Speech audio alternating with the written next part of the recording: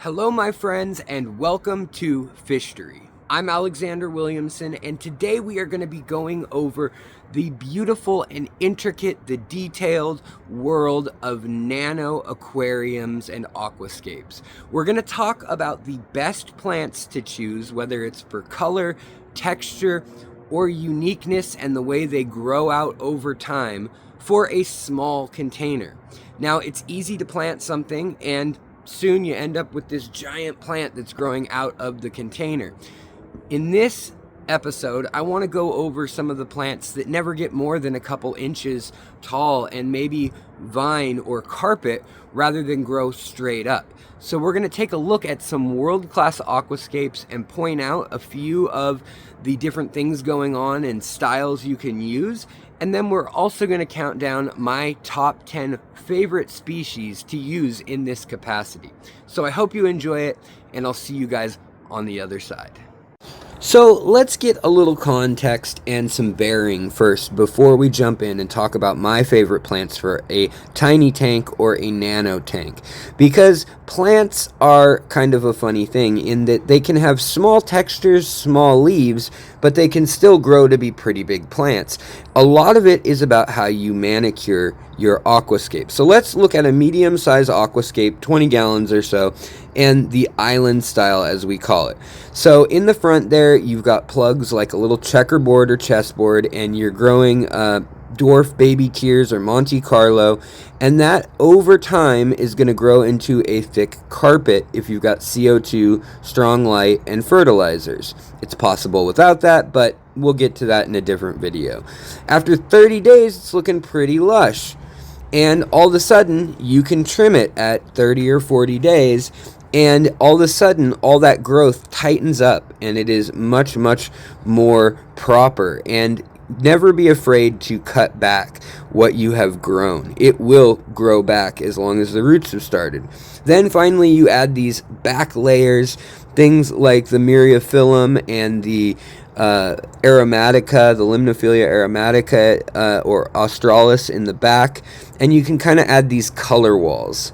So here is another tank getting smaller, and this is working in the sizes that we're going to be talking about today more specifically, which is we've got different sizes of these grasses, and you can see they're planted the same way as little plugs in this little 6-gallon rectangular tank.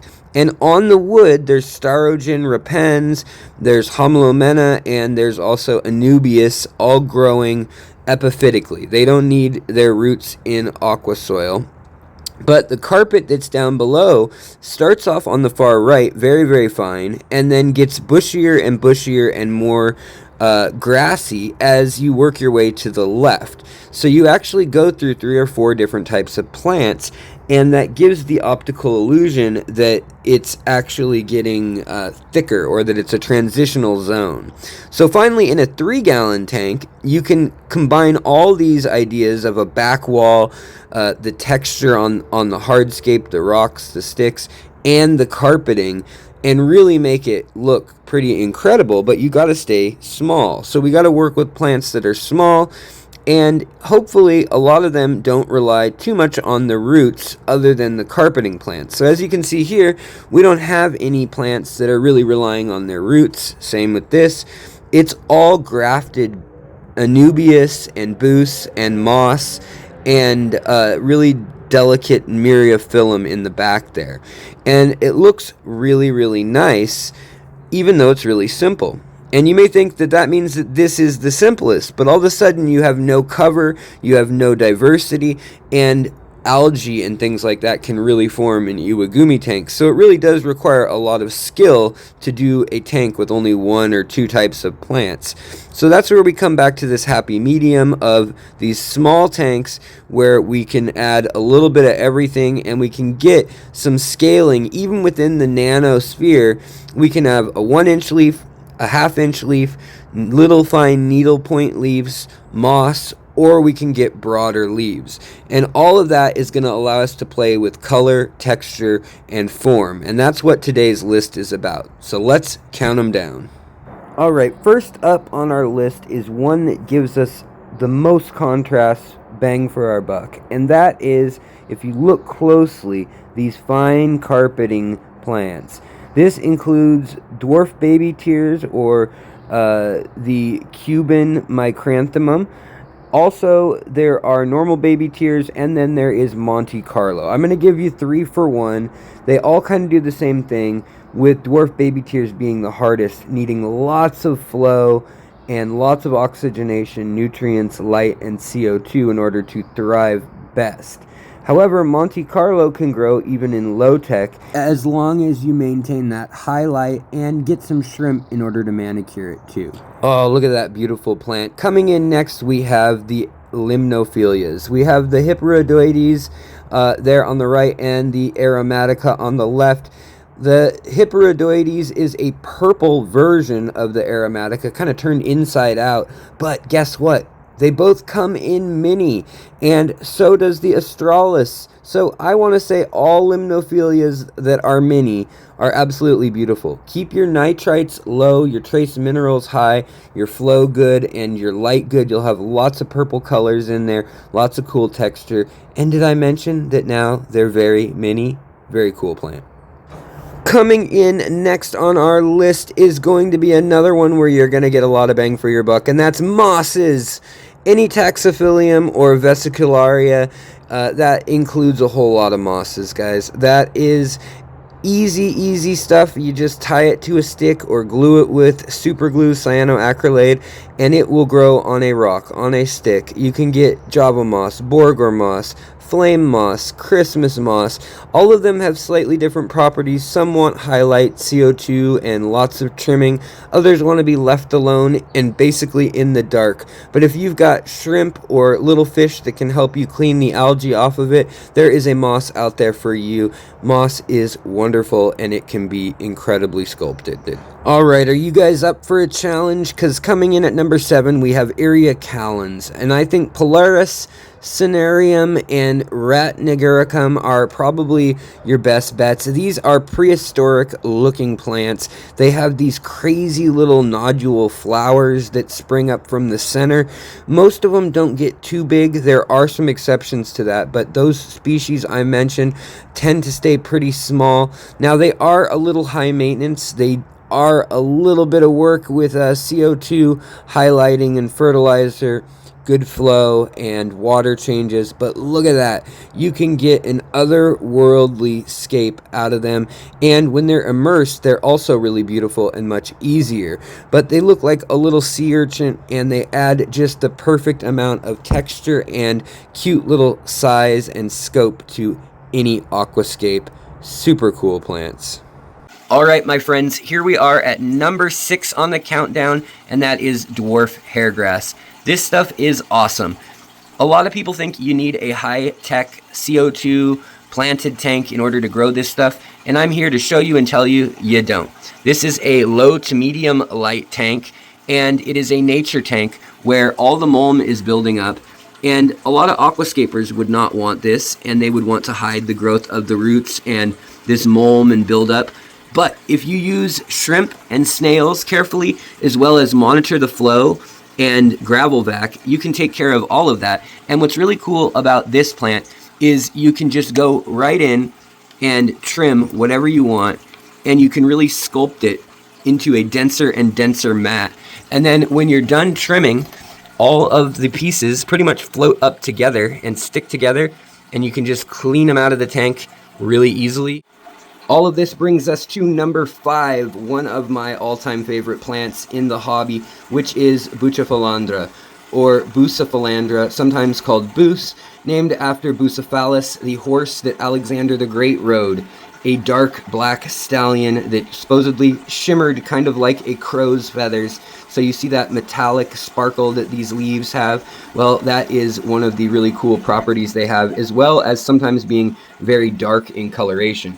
Now, it comes in a number of sizes, and all of it is going to be rhizome. So that means that it grows from those tubers there and doesn't need roots underground. In fact, if you bury it, it will die. Alright, coming in at number 4, we have Rotala macrandra mini. And that is this beautiful little stem plant here. You can see the size of it with the chili rasboras and the shrimp. This is all the size that it gets width-wise, but it will get very tall. So it's another one where you want to trim the top of it and then replant that crown. Now, this one is Macrandra mini butterfly, and it's called pink, but there are many different color forms of this plant, from green and yellow to purple to red to orange, and they have funny names like orange juice or sunset. And they also come in 4 main styles of leaf, easy to take care of, and the more love you give it with light and nutrients and CO2, the more color and density it will give you. However, it will survive in a low-tech or no-tech tank. All right, rounding out the top 3, Hydrocotyle tripartita mini, or this is mini pennywort or mini moneywort. Really, really cool little plant.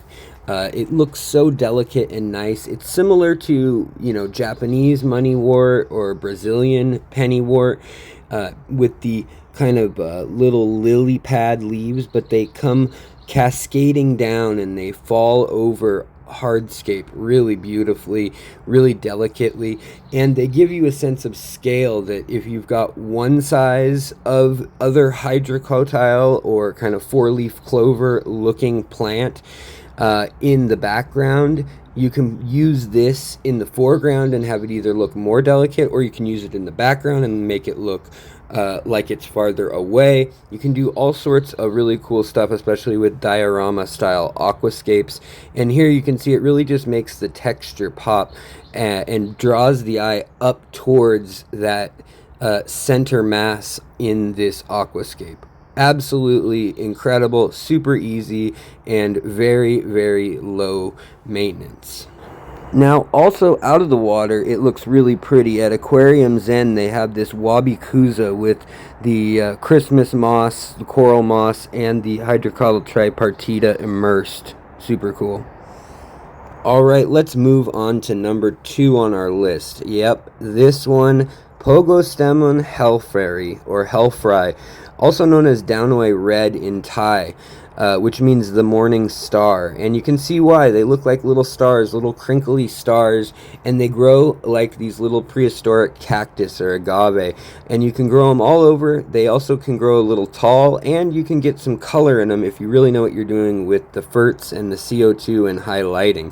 For most people, they're going to like soft water, highlight, and they're going to probably stay green and just give you really cool texture. So just go easy on them when you're new, and as your skill increases, their beauty will too. All right, let's bring it home for number 1 on our list. Probably the most versatile little plants you're gonna see. Look low, that nice grassy look. Yep, it's gonna be 2 types of Cryptocoryne, lucens or parva. Either way, you can't go wrong. Both are super bulletproof. The lucens has a little more paddle-shaped long leaf, and the parva is a little more of an oval pointed leaf. But at the end of the day, they're both short, and both will grow as a carpet or chaining plant.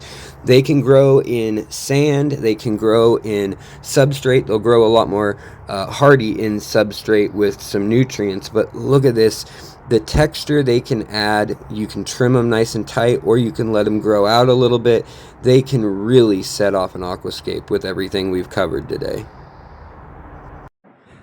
You guys made it to the end of this video. Thank you so very much. And that means that you have beat the odds. Most people don't have that 10-minute attention span these days, and you guys do. And that's the kind of folks I want in my community.